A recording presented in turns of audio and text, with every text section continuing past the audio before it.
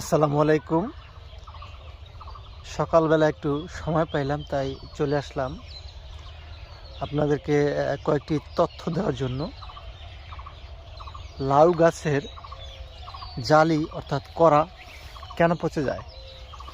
দেখেন, একটা লাউ যাই হোক, লাউ গাছের আসলে বেশ কয়েকটি কারণে করা পচে যায়। তার মধ্যে অন্যতম হচ্ছে পোকার আক্রমণ।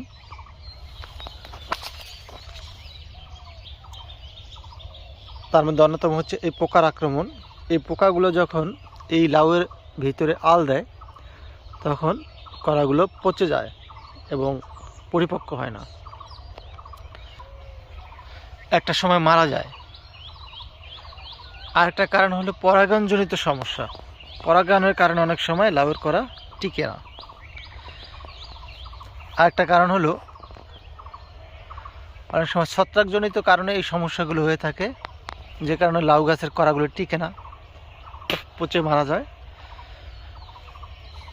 যেহেতু তিনটা কারণ আমি বর্ণনা করলাম, তিনটা কারণের মধ্যে প্রথম কারণ যদি পোকার কারণে মারা যায়, সেক্ষেত্রে আপনারা এরকম ফাঁদ ব্যবহার করতে পারেন।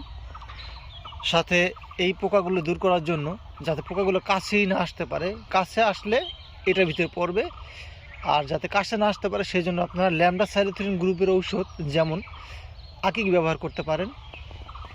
এরপরে আরেকটা কারণ বলছিলাম ছত্রাকজনিত সমস্যা, অর্থাৎ যে ক্ষেত্রে লাউ করা পচে যায়, টিকে না।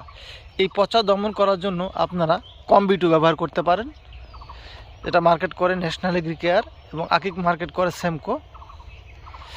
তারপরে পরাগায়নজনিত সমস্যা যদি আপনারা মনে করেন, সেই ক্ষেত্রে আপনারা লিটোসিন ব্যবহার করতে পারেন। লিটোসিন একটা অত্যন্ত কার্যকরী হরমোন, যেটা পরাগায়নে সাহায্য করে। দেখেন কি পরিমাণ লাউয়ের করা আসছে। এখন একটা গাছে যদি এই করাগুলো সব থাকতো, সেক্ষেত্রে কিন্তু লাউ সমস্ত লাউ মানে ভরে যেত এই ঝাঁকা। ভালো থাকবেন, আজকে এই পর্যন্তই।